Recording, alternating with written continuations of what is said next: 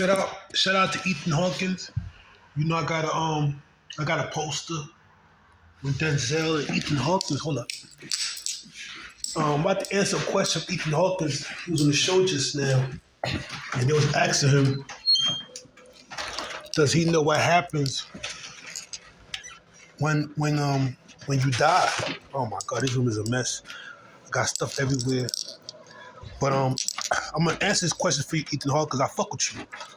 You know, you my boy Denzel over here.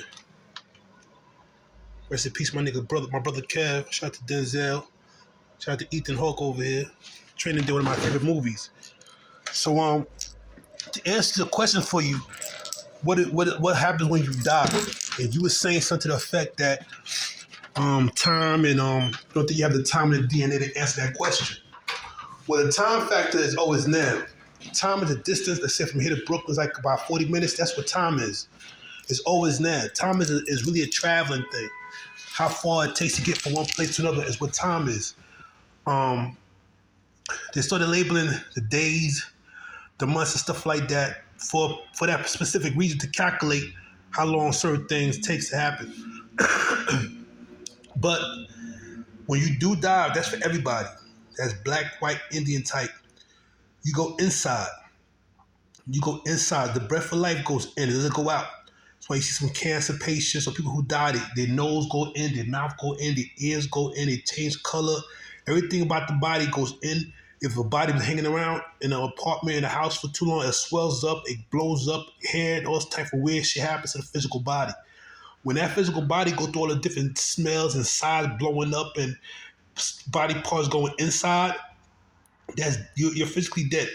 But there's two stages of life that we can acknowledge off of just common knowledge. One stage is the physical we see right here, right? This one stage. Another stage is the dream world.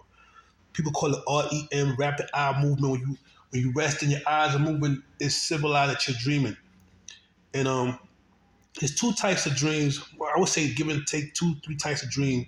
One of the dreams sometimes is at daytime color, and most dreams are sometimes at night. The night dreams are usually called nightmares. Those are the stages of death when you physically die, and people at the hospital and at the funeral home. You are what they call the valley of death. You're inside. You're going inside the atom that created you. There's two sides. There's the outside world looking outside.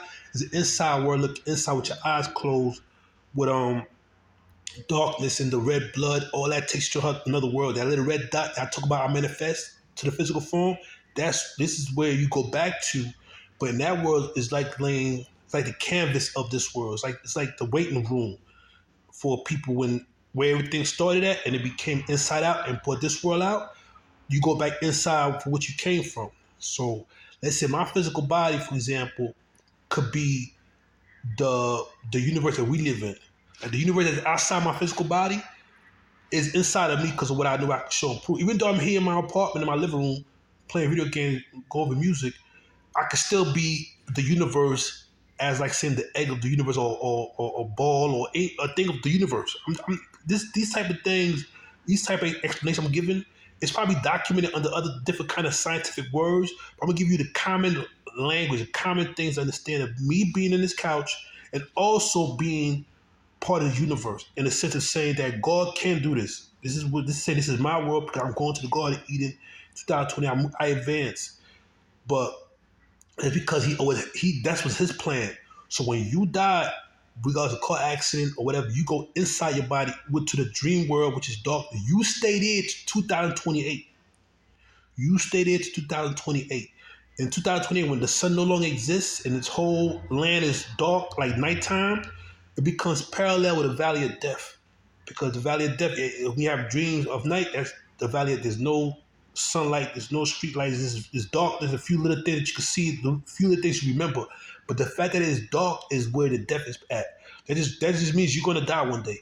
Dreams that have daydreams of light and stuff like that is when your mind is trying to calculate what's going to happen tomorrow. What they call deja vu. You try to. They have books that talks about that before you go to bed.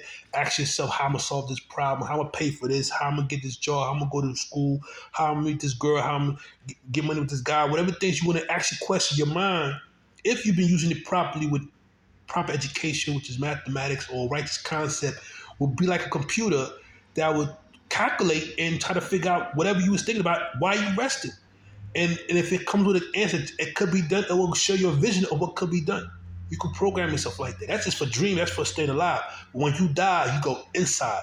And for time, it's always now. Is the distance from here to like it takes 365 days for the Earth to rotate around the sun to complete a year. That's time.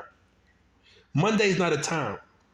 Tuesday is not a time. Next Thursday is not a time. Next Friday at 5 o'clock. Even though it's as I said, the next Thursday, next Wednesday, that's not a time. It's a placeholder. You feel me? For when that time comes.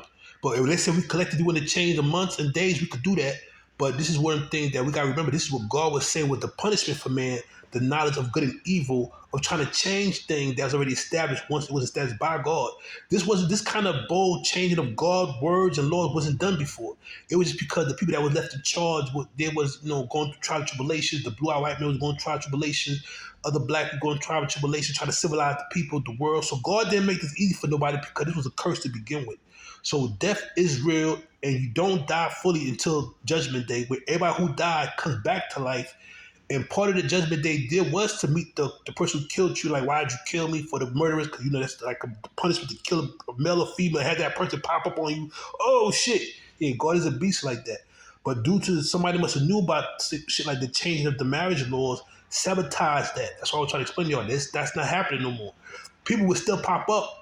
Their reward, their blessings will be 21 years old. If they died over 21, they'll be back as the age of 21. Whatever they died, 50, 67, they was murdered, killed, whatever, they'll be back at 21.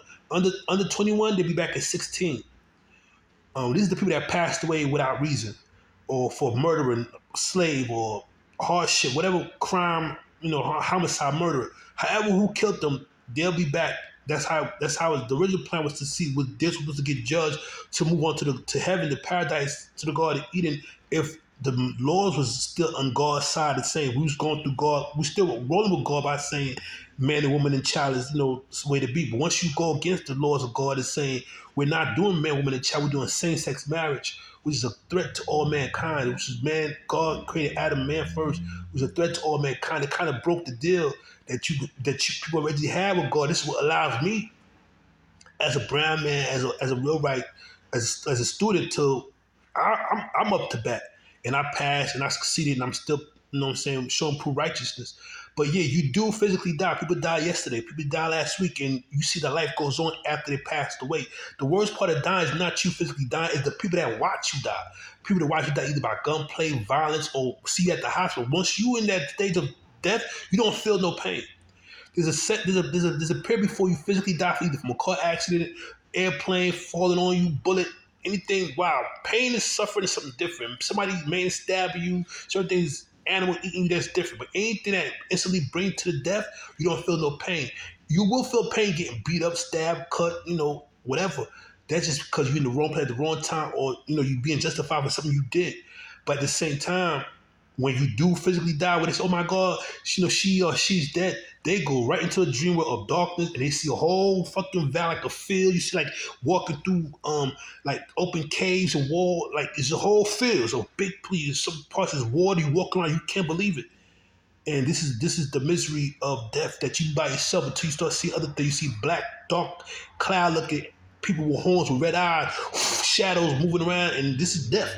This is death. This is the death that you can't come back from. I came back from it because I was never put in a funeral home, or I was never put in a morgue. I was just going to a mental death of, shock and, fighting and tasing and all types of, shit I go through. But I